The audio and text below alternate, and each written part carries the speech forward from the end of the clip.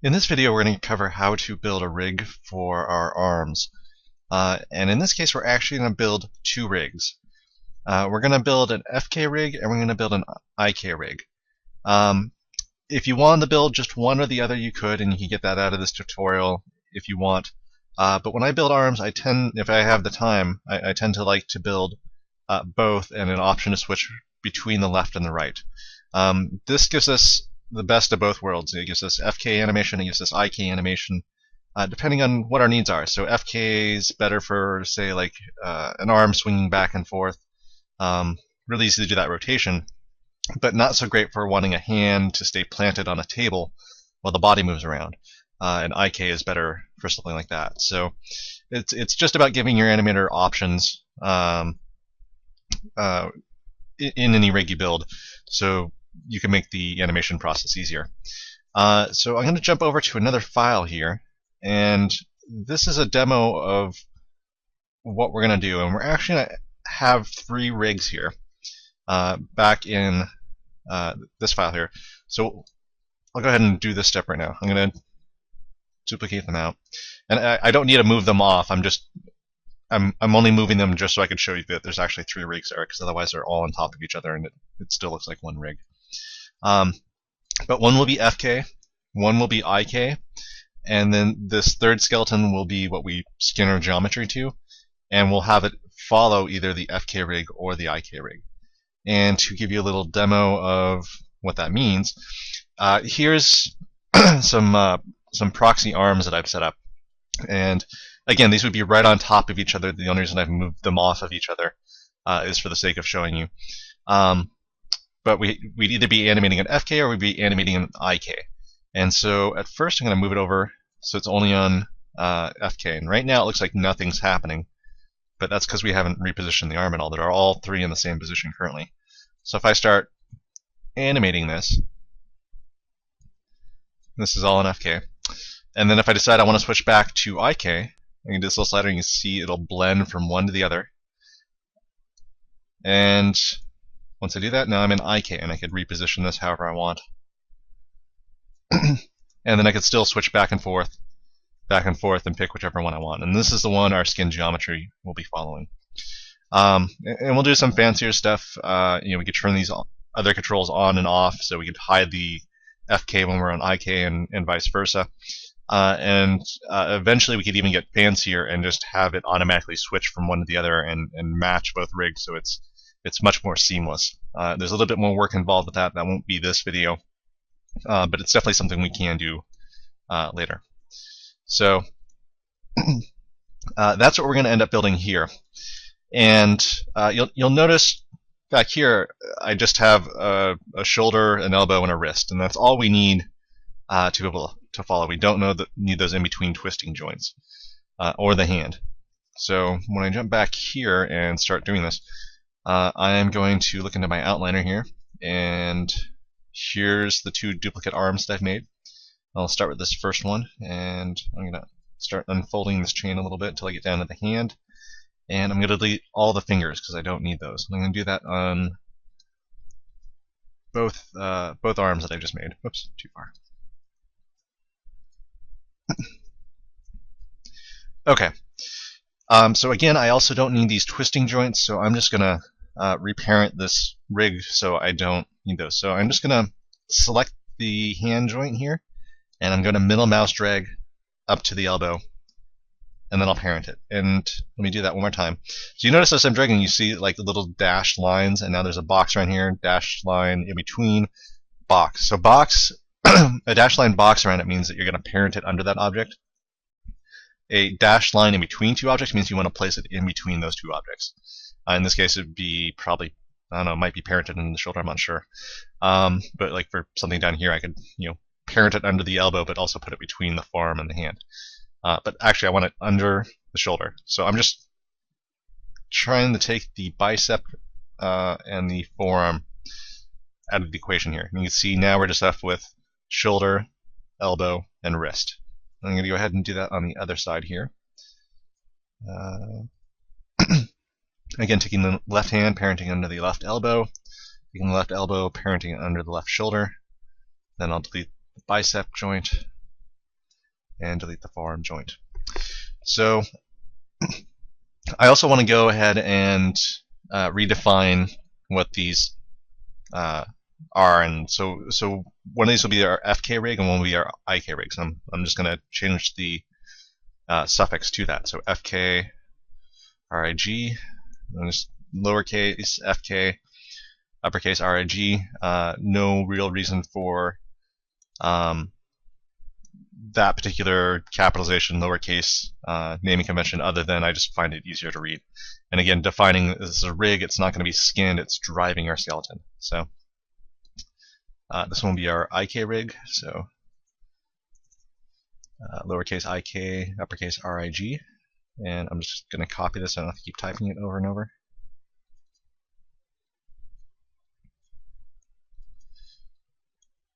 Okay, so we've got our 3 rigs, and I'm going to go ahead and snap these back. So they're right on top of each other, and always duplicate your existing rig to make these. You don't want to try to eyeball these and just snap out a new rig. And the reason is you need your LRAs to be exactly the same. You want the rotations to match up 100%. So here I've got all 3 rigs selected. You can see the LRAs are right on top of each other. You can't see any variation in it. So the easiest way to do that is just duplicate the existing rig. And that way we end up with the same LRAs for everything. So, you know, a rotation on one and it's going to be the exact same rotation on the other. You'll get the exact same direction, and you don't have to fiddle with any of that. So as I build these, I can hide one and work on them one at a time. And what we'll do is we'll do the FK rig first because it's the most straightforward. And I'm going to start out building a control here, and FK is the easiest control to build. You know, in a pinch, you know, I'll usually do the reverse foot for the legs. Let me show this back. So I'll usually always build these for the legs because it's so much easier to animate with these, especially when you have to walk on the ground. The only time I use FK is if I have a flying character or a swimming character, something that doesn't really have to deal with planting its feet ever. There are times I'll make FK IK rigs for the legs too, but I rarely ever need FK for legs. It's much more common with arms. But it's great for the spine. You can, you know, anywhere that you want basic motion of, you know, essentially I just want to be able to rotate kind of like I'm doing with the joint already. Build an FK control, because again, we don't want to animate the skeleton. We don't want the animators touching the skeleton. We want to hide all that, but just give them a control, and we could say, here's all you fiddle with, and hide everything else. So I'm going to go and grab my FK arm again. I'm hitting Alt-H. That hides everything but the FK arm. You'll notice some of the spine stays. It's just got to keep the whole parent hierarchy so that this is visible. If we hit any of this, the arm would disappear too, because it's its parent. If a parent is hidden, all its children are hidden also. So let's go ahead and make a control. And so if you watch the video on how to make your own spline controls, I go over different methods in there and how to do it. For this demo, I'm just going to make a NURBS circle, and we'll go ahead and make this a little bit bigger. Say 3 times to start with. I'm going to freeze transformations on that, and oh, I need to go to my options because I was changing these around before. So I need to make sure all 3 of these are checked for right now, and everything's zeroed out. I'm going to group this NURBS circle by hitting Ctrl G. And remember, I always move my controls via the group. So this way I could place the group wherever it gets the numbers on. The control is always zeroed out, so I could go ahead and animate it then, or reposition it, and when I want to reset it, I could always reset it back to the place it was at. So again, I'm moving the group here to get it into position on the arm. And so I'm just going to hold down V to toggle on my point snap. I'm going to middle mouse drag now and snap it to the shoulder. So that gets it in the correct position. So that's one way to actually get in the right position. The other way I could do it is I could select the shoulder, I could select that group that I made, and do constrain point. And that point snaps it up there. It's constrained at the moment, but then I just go and delete the constraint, and that's just a second way to get it up there. No one is particularly better than the other, but sometimes your rig could get buried with stuff, and it's just hard to point snap up. So if you just want to be specific and make sure you get it on there, that's another way to do it. Like if you had your mesh still showing, you just don't want to turn off your mesh. That would avoid you having to try to work around point snapping to the vertices of the model. So the next step we want to do is kind of the same idea of what we just did with point snap. Actually, we want to line it up with the joint now, so it's aiming the same direction. So the X of the control is aiming down the X of the joint, the same way it lines up with the LRA of the joint. So I'm going to grab a shoulder, the FK shoulder, and I'm going to control click group 1, so I have both selected. Constrain, orient. And now my control, well, really my group, is lined up the exact same direction that the arm is. And I'm going to delete that constraint. I don't want it to keep following the shoulder, because eventually I want the control to drive the shoulder, not the other way around. I don't want the shoulder controlling the position of the control. And if I left that on, we'd end up in something called a dependency loop, where this control, the orientation of this control, is dictating the orientation of this joint, and then the orientation of this joint is dictating the orientation of the control, and now we end up in this infinite circle of one trying to figure out where the other is to solve its location. Because A is looking at B to figure out where it is, and B is looking at A to figure out where it is. So we just use that orient constraint to get it into position, and then once it's in position, we delete it. We don't need it to keep staying oriented. We just needed it that one time. So you'll notice now I've got my control there, but it's not quite going around the arm the way I might want. Or you'll orient it a different way. And it depends on whatever kind of control you build. The shape of this isn't really important. It's just trying to make something graceful that, so when I have my geometry on, it's really easy to see. Oh, I have everything hidden.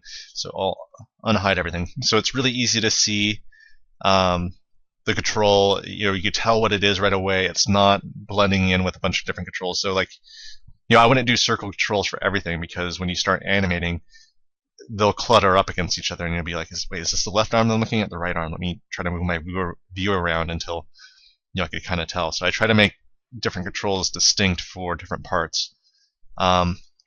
So let me go ahead and hide that back so it's just a little bit easier to work with here.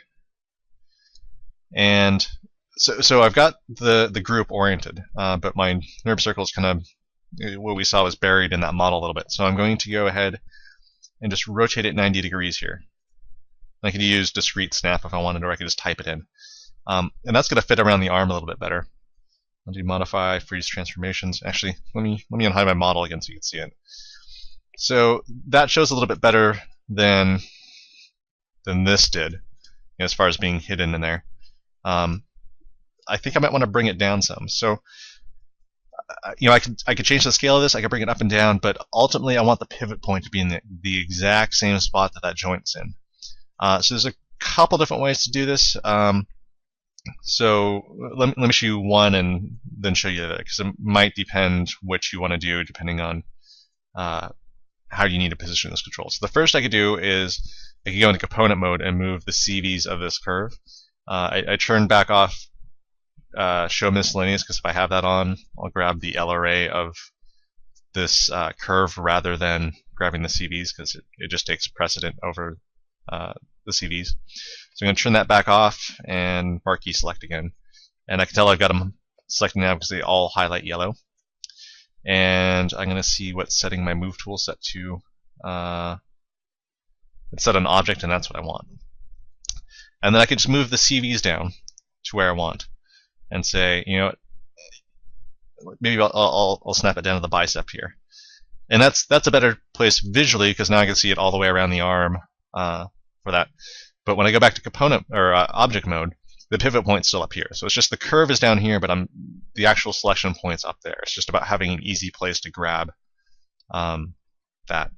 So that's positioning control. So once I've got it in position, And again, there's no constraints on this anymore. Nothing. We just made those to position this control. It's all about getting it in place. You know you've done it right if everything in here is zeroed out. The group has all the numbers. Again, there's no color on either of these, indicating some sort of constraint or connection. And your pivot point is in the exact same place as your joint that you're trying to control. So I have the rotate tool on now. I'm on the control or the group, either one. You notice it doesn't move between either one of them, and it shouldn't move when I switch over to my FK shoulder. And so you can see the rotation gimbal is in the same spot. It's not adjusting itself. That's how we know everything is lined up. And the reason, again, we want it exactly lined up is we're going to do an orient constraint on here. And really, an orient constraint would work if my control was off like this, but the joint is angled like that. The orient constraint will work. It for the most part, it'll work just fine.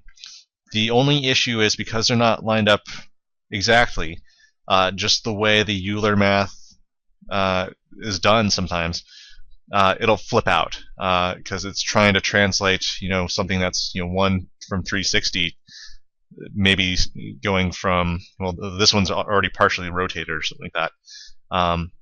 Now it has to do a little bit of math to make those calculate up, and if you've watched the video on gimbal rotation, you might be able to start to figure out why that might be hard to do between 3 axes. So having them lined up will prevent anything from from one keyframe to the next, it deciding, you know what, the best way to solve this position was going forward first, and then once we hit this keyframe, I decided, the quickest way from here to here was to do this weird flip out move to get up there, because that's where the math became simplest to do. That's all Maya's kind of looking at. Like, mathematically, what's the shortest distance from A to B?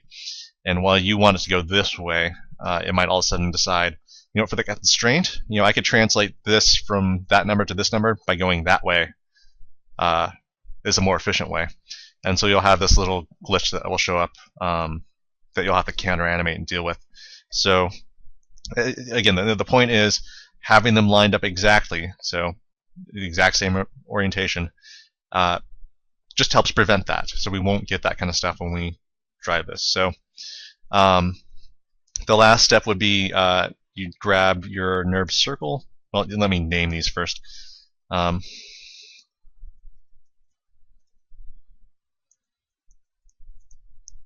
I'm going to fudge this name a little bit. I'm not putting in the FK part, and I'll explain why in just a second. But I would be naming this left shoulder FK control.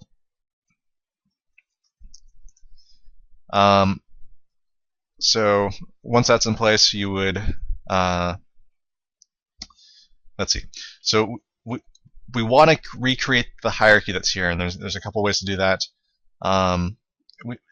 We would have a control for the clavicle. We could parent this group under the control for the clavicle, or the other thing we could do is grab the clavicle, grab the left shoulder control, and do constrain parent. Whoops. Constrain parent, open up the options, and make sure maintain offset is checked on. If you have the default settings, that should be fine too. And that will constrain it to the clavicle. It won't move. But if you remember that whole spiel I did about them not being lined up, we may run into that a little bit here. For the most part, not really, because you're not really directly rotating it.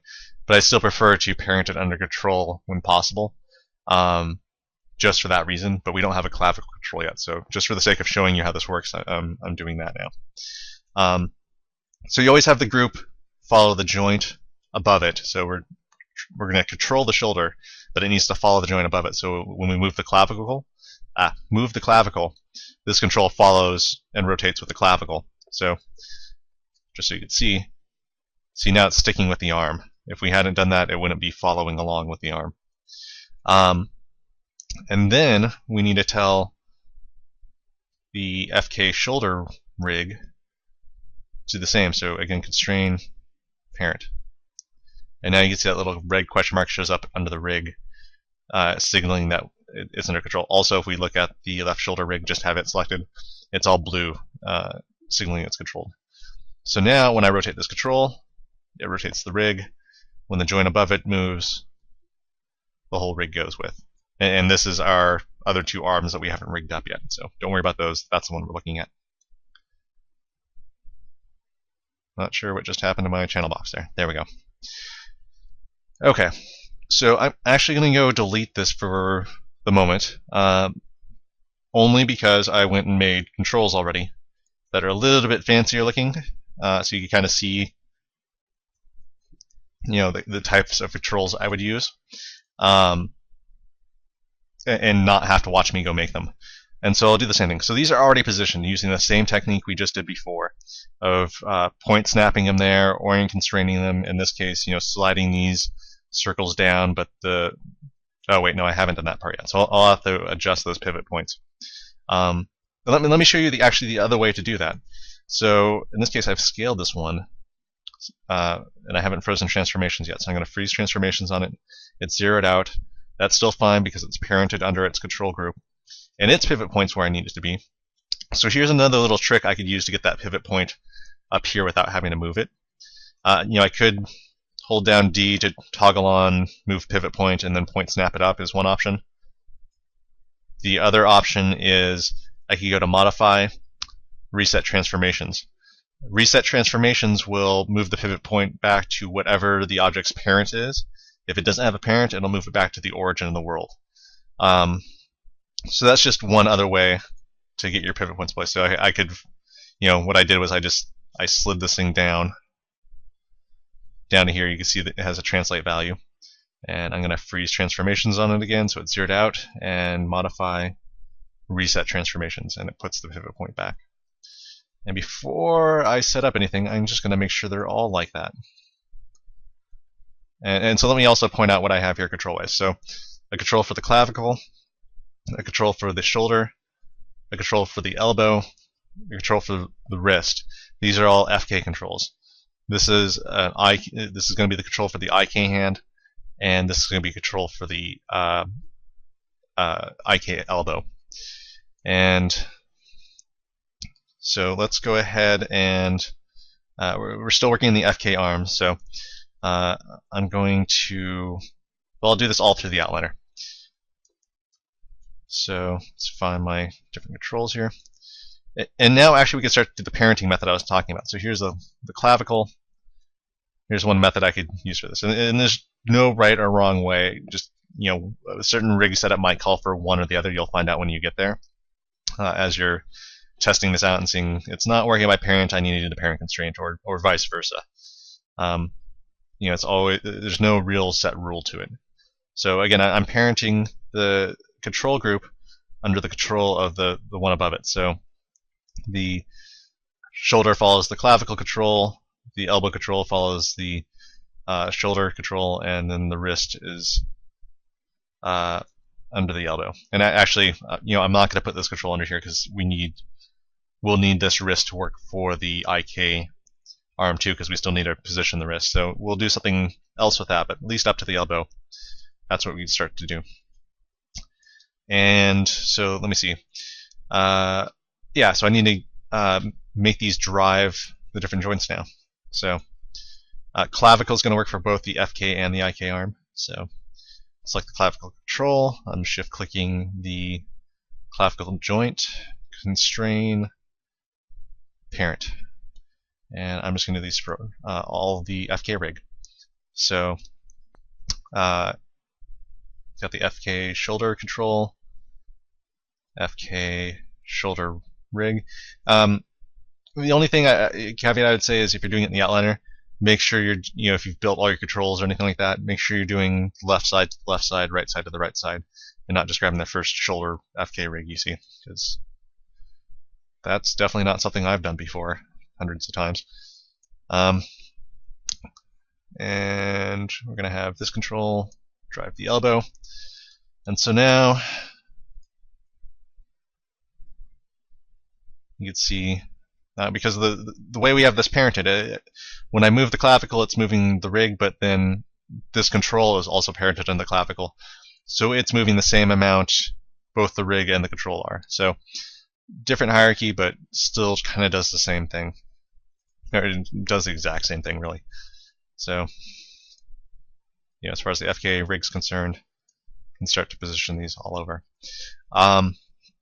As far as control design, so I still did a circle here, but I added in a little point to it, and that way I could tell which way. It just helps me orient which way it's rotated. So as I start to twist, I get an idea where the arm's facing from where it was before. So that's really the FK rig for the arm. That's all there is to it. There's not much more than that. There's some tweaks we could do later on when it comes to doing FK IK matching. So when we switch from FK to IK, it's seamless. But it's still basically the same setup. You'd start with this setup. That's the FK arm right there. And if you wanted, that's all you'd have to do to start moving your hand. Again, you could do this for the whole rig. You could do this up to the wrist, up to the spine, through the fingers.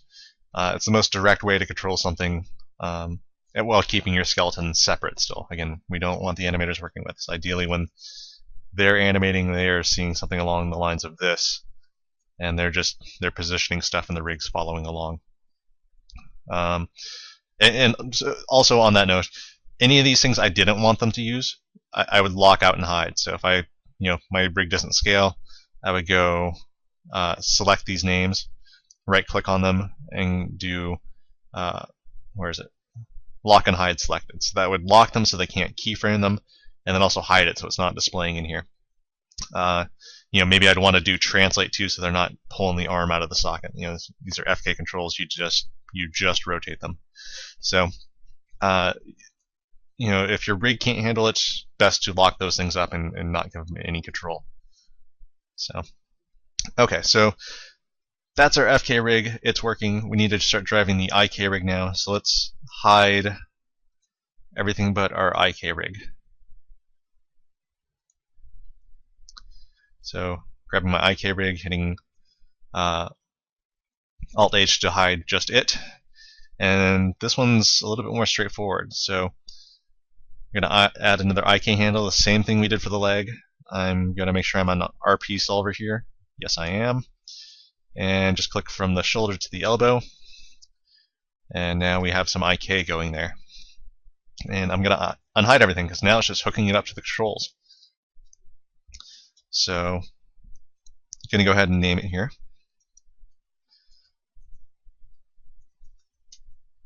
Left arm IK. And I'm going to grab this IK handle control that I made for the arm and control click the left arm IK, do constrain, and point.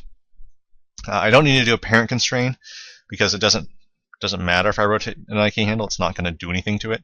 All I'm worried about is its point in space. So now I can start to move it around and bend the arm, but I need to make sure I control the elbow as well. So we're going to build the same measuring stick that I did before for the knee. So I'm going to hide the polygons here. And let me just make sure my arm zeroed itself back out after putting it back in place, and it did. Good. And so I'm going to go to Skeleton, Joint Tool. I'm going to build my guide rig here again, my temporary joints. So again, I'm going to hold down V to toggle on point snap. I'm holding it down. I'm going to click a joint from the wrist to the elbow. But remember, I'm not going to click directly on the wrist here because I might start building off the wrist. I might select the wrist and say, hey, you're building a new chain off the wrist, which isn't what I want. I don't want to add on to any of the skeletons here. I want to create a new skeleton. So I'm going to hold down V. I'm going to click and not let go off the rig, and then I'm going to drag till it point snaps where I want. There we go. I've got a new joint there, and do the same thing up for the elbow. Great. So there's my elbow. I'm going to pick walk down by hitting the down arrow on my keyboard, and I've got that child joint that I just made now. I'm double clicking my move tool, moving from object mode to local mode. Local mode gives me the same orientation as the parent joint, so the base one. So when I made this joint and then clicked this joint automatically oriented its LRA to face here, at least it's X. I don't care where Y and Z are facing, but X is pointing straight up to this joint, which is the direction this X arrow is facing now. And I'm going to hold down V and point snap it to this shoulder. And now I'm going to make another temporary joint chain, point snapped from the shoulder to this new point here. And again, holding down V, I'm not clicking on the rig, I'm clicking off of it and then dragging to it. Letting go, click and drag, it's on there, let go.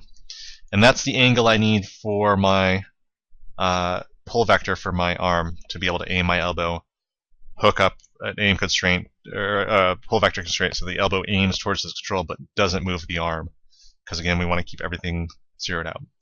So I can move this out farther as much as I want in local mode. So again, I'm local mode. You know, that way I could choose the distance I want, and I'm gonna take this whole chain, hold down V again, and point snap it down to the elbow. Oops. So I was stuck on Y there, so because Y was highlighted when I middle mouse drag, that's the only direction it's going to move in, so I need to make sure I have that little yellow circle highlighted. And now when I middle mouse drag, it snaps to wherever I want. So I'm going to turn back on my mesh real quick, and yeah, that's far enough out. It's not too far away, it's not too close. You know, no real math or rhyme or reason to why it's out so far. I could put it right here if I wanted. Right here. I like it out of way so when I start to bend the arm, the elbow doesn't start to go through the control immediately. So we're going to call that the spot. Grabbing my elbow control I already made, pick walking up, hitting the up arrow key on my keyboard so that I have the control group, because that's the only thing I position, and holding down V again to point snap it to that point. I'll go ahead and delete that and the other temporary joint chain that I made to aim it. And I'm going to grab the elbow control, go into my outliner, grab my IK handle, go up to constrain, pull vector, but I'm going to watch my arm as I let go of pull vector to make sure it doesn't budge. Perfect. So all we see is this little green line come out. That means the elbow is now following this IK pull vector control. So now we have an IK arm. So we have an IK arm and an FK arm, but it's not driving our skeleton yet. So the next thing we're going to do is tell our whole skeleton, so the one that has the middle sections and has the hand on it and everything like that, to either follow the FK or the IK rig. And I tend to put that on the FK, or on the wrist control, because the wrist control is used for either the FK or the IK rig, because you still need to position the hand. So I'll add an attribute on here for how that works, to turn that on and off. So I'm going to go up to modify, add attribute, and name it, let's see, FK, IK, switch. And this one I'm going to capitalize because I want FK and IK all uppercase. And I'm just going to put underscores in for it to do the spacing. I think that should show up the way I want in here. In this case, I am going to give it a min and max value. I'm going to give it a 0 to 1 value. So 0 is FK, 1 will be IK, is the plan.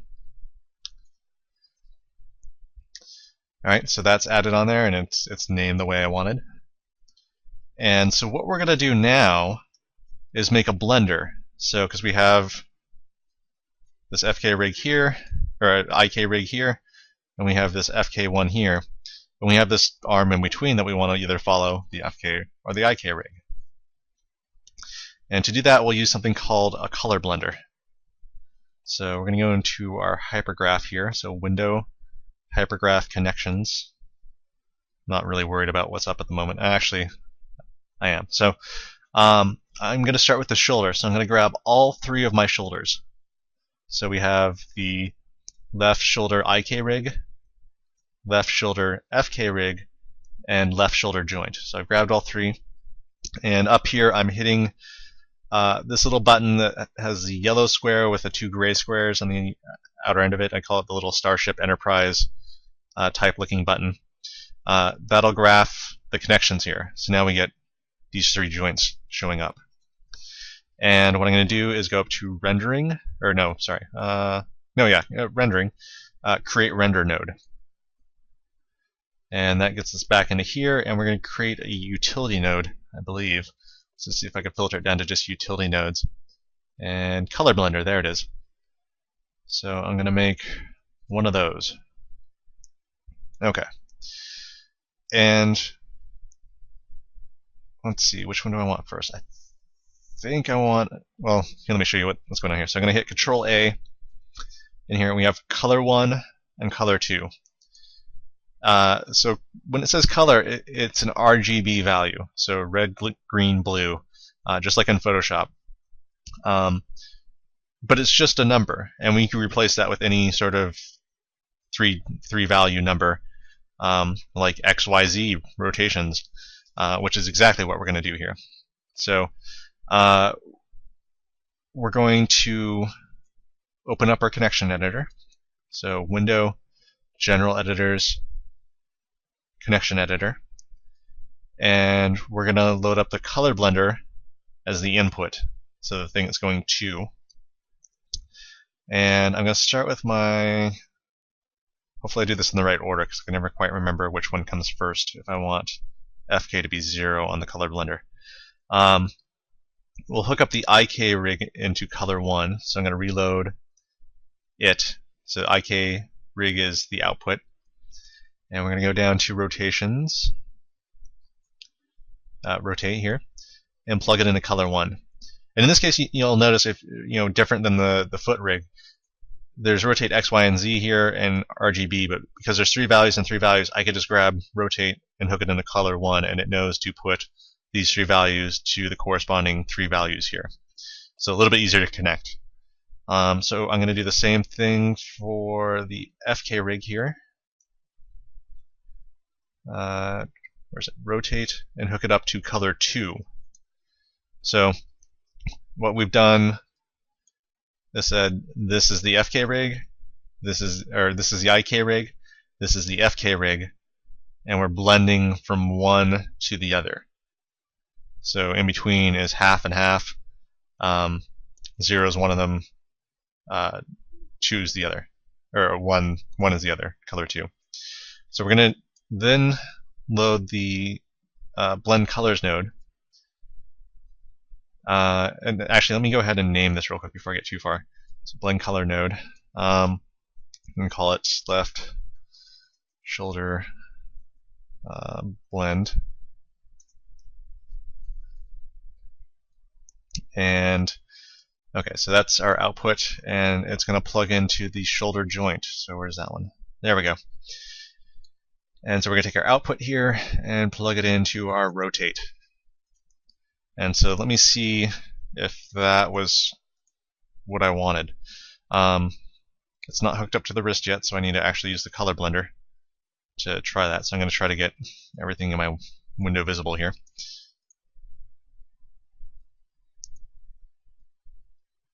There's the IK rig, here's the FK rig. So in theory, when it's on 0, it should be on FK. When it's on 1, it should be on IK. Perfect. Okay, that's what we want. You'll notice it's not quite lining up yet, but that's because we haven't done the elbow yet. So I'm going to go ahead and undo all that repositioning. And before I get rid of all this stuff, I'm going to load up the left shoulder under inputs again. I'm going to grab my wrist control, which I added that attribute to. If I scroll down here, there it is, FK IK switch. And I'm going to hook that up to blender. That's also partly why I do a 0 to 1 value, is because that blender is a 0 to 1 value. And this way I don't have to do any sort of fancy math or some other thing that's adjusting a series of numbers to fit that range. It plugs straight in. Otherwise, I'd have to use something else in between to kind of convert the numbers, which isn't a problem. Sometimes I do that, but I'm lazy. What can I say? That's the quickest, easiest way to get that to work. So now we need to do the same thing for the elbow, and so we'll go back on the hypergraph here. Actually, you know what? I'll go back into my outliner first. Grab FK elbow, IK elbow, and where's our regular elbow?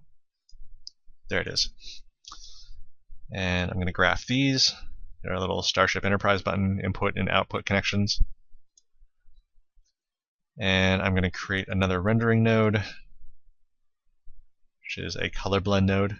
All I have to do is click it and it creates it. You may not see it here, I just got to zoom out enough to see it again. So I'm going to kind of readjust these so I can figure out what's what.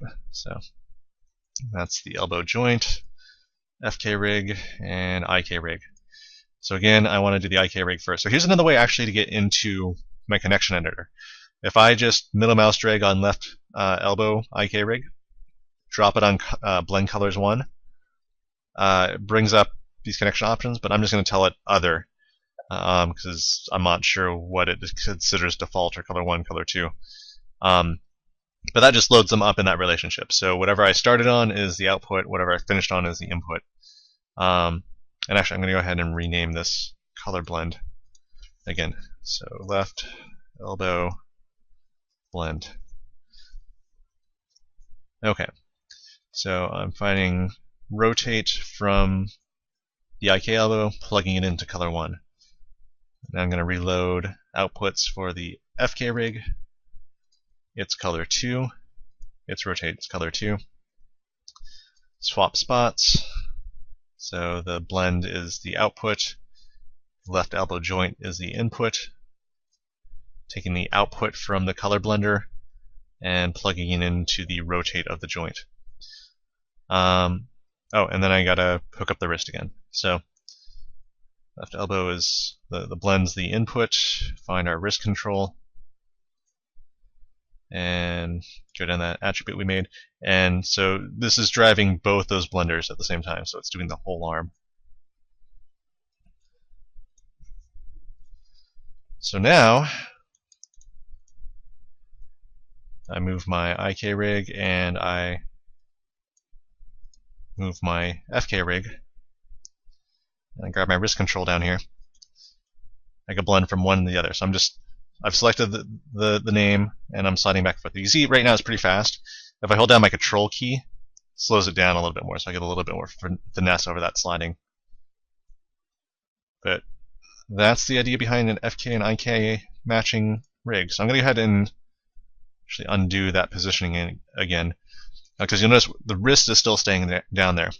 So we've still got to tell it where to be. But I'm not just going to parent constrain it to the elbow, because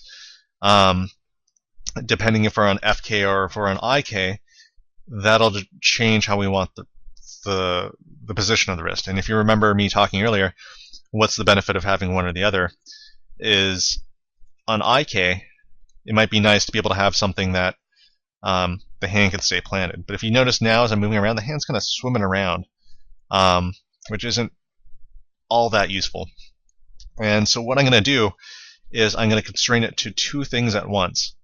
It's either going to be constrained to the IK wrist as far as its orientation, or it's going to be constrained to the just the overall elbow for its orientation. So here's what we're going to do to pull that off. No matter what, I want its pivot point to stay the same. So what I'm going to do is actually I'm going to start off by doing a, let's see, how do I want to do this? We'll do a point constraint. Actually, I think if we do a point constraint on the hand, we should be fine. I don't think that'll end up in a dependency loop, because we're only controlling the rotations of this. So if we just say stay in the same point, we should be fine. So I'm going to select the hand, or not select the hand. I'm selecting the wrist so I can see where the control is, because it shows up highlighted here. So it has this light gray selection to show that something underneath this object is selected, and it has the very blue selection to show that's what I've actually got selected. So I'm going to grab the hand joint there, left hand joint. I'm going to control click the left wrist CT group, constrain point. So that's telling the wrist control CT group to just always stick to the point of this wrist no matter where it is. So when I start moving the arm right now, it's kind of sticking, but it's not staying oriented to any one thing. And let's see, what do I want to do? I want to think I should be okay. So let me backtrack how we set this up so you guys understand what's going on. So when I built the forearm, the elbow is essentially just copied 3 times. So we oriented the LRA of this joint so it's facing straight down the forearm, and just to make sure everything else is lined up so we get a nice twist as we go down here, we duplicated the elbow and just moved it forward in object space 3 times, and then parented one under the other. If you go back and watch the video on how we made the skeleton, we go over that. To get my IK control in place, I orient constrained it to the wrist. So in theory, this is oriented the same way that the wrist currently is oriented, the same way that the forearm currently is oriented, the same way that the elbow currently is. So I should be able to orient constrain the wrist control to both the IK hand control and the elbow of the FK rig, and or even the control, either one. And these two things should be oriented the same way, so there should be no transition. If I wasn't to animate this and swap back and forth between switching from one orientation to the other, I should see no change happen in here. So we're going to run with that theory for a moment. We'll constrain to both controls. So just watch me here, and hopefully this will make sense. So I'm going to grab the FK elbow control. I'm going to grab the IK hand control, and I'm going to grab the left wrist control, and I'm going to do constrain, orient. And it's oriented to 2 things now. Let me go ahead and select the wrist control. Where is it? I swear I'm looking right at it. Okay, well, here's our orient constraint. I'll just select the orient constraint itself. Usually, that's why I had the wrist control selected. I need the group because that's what I put the orient constraint on. Down here, I can see the orient constraint. The other way I could do it is just select the orient constraint itself. And here it has weighting. It's weighted 100% to follow this control and 100% to follow this control. And really, what I want is it to be oriented one at a time, to either follow this control or follow this control. And this is a case where I'll probably use a set-driven key to control this. So let me explain what a set-driven key is as I go and make it. So I'm going to go up to Window, not Window, it's under Animate. Animate, set-driven key, and Set. And so what this is going to do is it's going to make some animation curves to drive these from changing from one to the other. We're going to animate them, but we're going to animate them via a slider rather than actual animation in the timeline. And there's going to be 2 animation points. One's going to be one keyframe where this is set to 0 and this is set to 1, and then the other end of the keyframe range is going to be this set to 1 and this set to 0. So they're going to flip reverse, and we're going to have a little slider that slides the weighting from one to the other. So it's just shifting, saying controlled 100% by one of these, not controlled by the other, and then slowly shift from one to the other.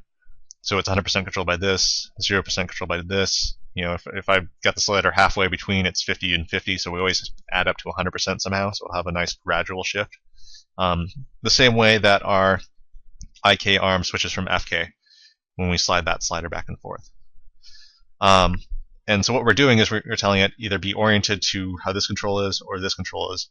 And the reason for that is that should start to give us hand plant, I believe. So let's actually go do this, because I'm talking all theory and you guys have probably no idea what I'm talking about. So I'm going to click on the wrist control to load up as the driver, and we're going to use the FK IK switch again to be the driver. When it's on 0, it's going to be 1. When it's on 1, it'll be the other. So right now it's already on IK, so I'm going to switch it back to FK. And the reason I decided FK is 1, or FK is 0 and IK is 1, so FK is on this side, IK is on this side. Slide that way for it to be on FK, slide that way for it to be on IK. So to the left is FK, right's IK, the same way this thing's listed. So so this left wrist control is going to be the driver, and the driven is going to be the orient constraint. So I'm going to load that up in here. And So this is controlling this, and what we're going to do is say this is the attribute driving these two attributes. And you see key shows up as soon as I select something in both of those. But first I want to make sure they're set. So I want to say when this is 0, this is 1 and this is 0. So when the left wrist control is set to 0 when we're on IK rig, or not IK rig, I keep doing that, I'm sorry. When I'm on the FK rig, the wrist is controlled only by the FK rig also. And so I'm going to go ahead and key it, because the weighting on the IK rig is turned down to 0, on 1 on the FK rig. So that set a keyframe on it. You can tell it's keyframe because this turns red, but you don't see any in your timeline. It's just strictly hooked up to this control. So now I'm going to go up, and I'm going to move my slider, bring it all the way over to 1. I could type in 1 too. So again, I'm highlighting the name and the middle mouse dragging my workspace to swap it back and forth. But all the way up to 1. And now I'm going to switch back down here. And so now I'm going to say is now when this is on 1, this orient constraint is going to be flipped. It's going to be the FK control is on 0 and the IK control is on 1. So because when this is on 1, it's controlling the IK rig, which means we want it driving with the IK rig. So we're going to go ahead and key that. And now we should have an IK on only now, and when I switch back to 0, yep, so FK is on, and we're just testing this out real quick. Switch back to IK, and yep, IK is the only thing on. So let's see how this works out. So I'm going to make sure I haven't totally screwed this up and done this wrong. So when I move the shoulder, yep, so now the wrist control is coming and it's staying oriented to however the elbow is. So when I bend the elbow, it goes with, and our hand is staying nice and oriented with the forearm. Undo that. And I'm going to switch over to our IK mode now.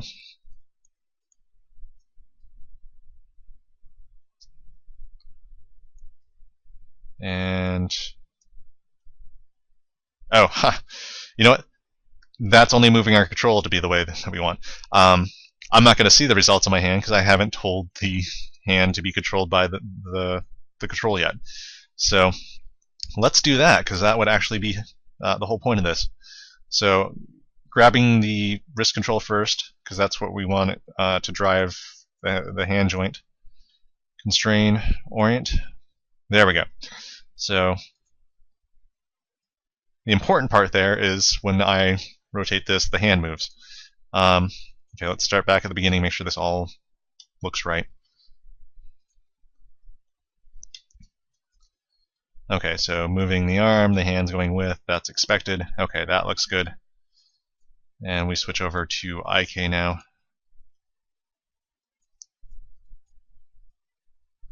There we go. So now the hand's planted, so you can see whichever way my IK control is, that is how my hand sticks. And that's how we get a planted hand, so I can put it on the table, and you know, if the body's moving around the hand, for the most part, it's going to stay planted, at least until the arm runs out of length, and then it, you know, can't stretch that far.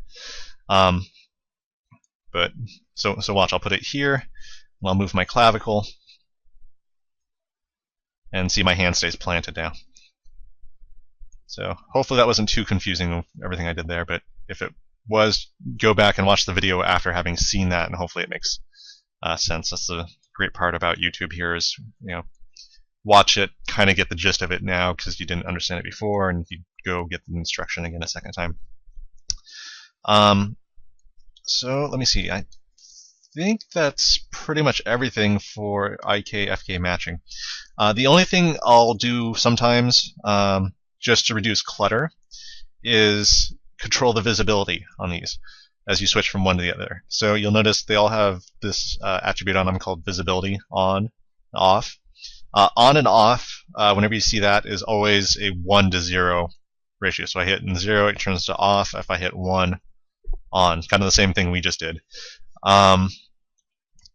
So what you can do is do a set driven key the same way you did before, and set it on. The only thing I would say is right up till so if well, let me show you real quick, and then we'll fix it. before I stutter my way trying to explain something you haven't seen. Let's go back and open up our set driven key window. So again, animate set driven key set will bring open this window, and I'm going to load my wrist control as my driver. There we go. And I'll do this with just the shoulder control. So I do this with all the FK and the IK controls, but I'm just going to do it with one for the sake of time for showing you guys. So I'm going to hook up the FK IK switch to the I'm going to click load driven because I have the shoulder selected, to the visibility of the shoulder control. And we're on, I believe we're on, nope, we're on, okay, so I'm going to switch over to FK mode, and that's when we want the FK control on, so I'm going to go ahead and hit key. And now I'm going to switch over to IK mode, and this is where we want the visibility off, so we hit 0. And again, I'm going to hit key. So kind of watch the shoulder control as I slide back and forth here, and I'll try to do it slow enough so you can see it. So you can see as we hit halfway, is right when we cross the halfway point, 0.5, is where it switches. So that's good for a start, but when you're actually doing the animation, you may want to animate that transition. So as we're switching from FK to IK, you might want to still be working in both modes at the same time so you can get a nice transition from one to the other. Because what typically happens in Maya is it wants to go in a straight line, whatever the closest thing is from one point to the other. That's how it wants to switch.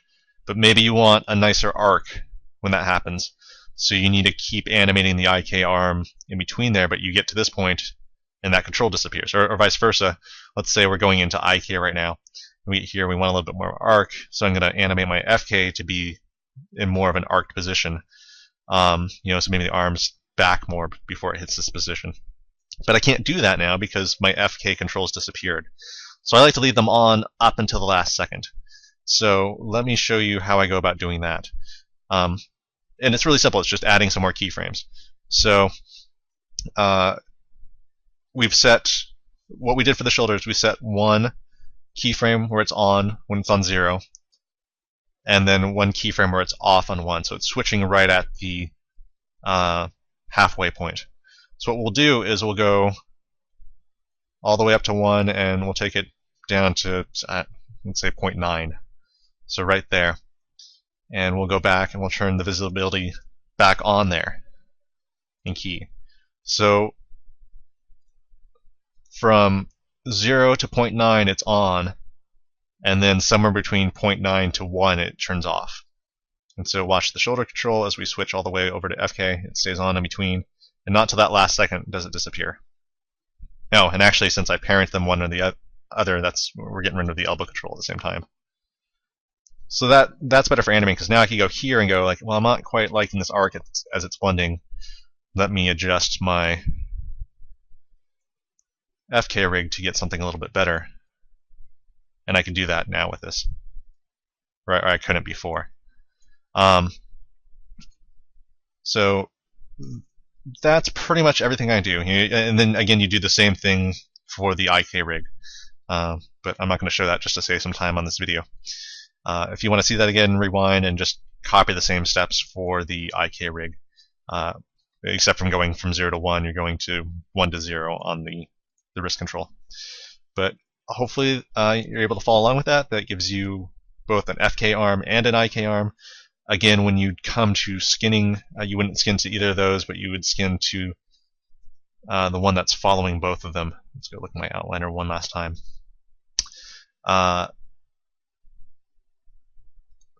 You would skin to, where is it? This series of joints right here, which has everything.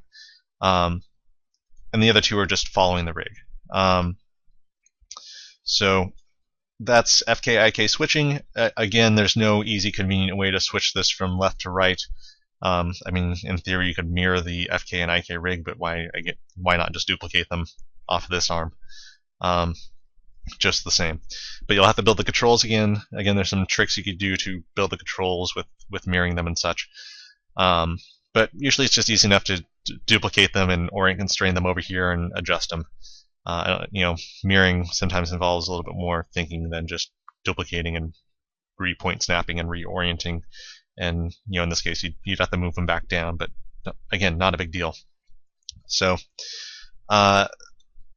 that's an FK IK arm switch. In a later video, we'll cover how to automate that a little bit better. So when you switch from one to the other, you don't have to deal with blending.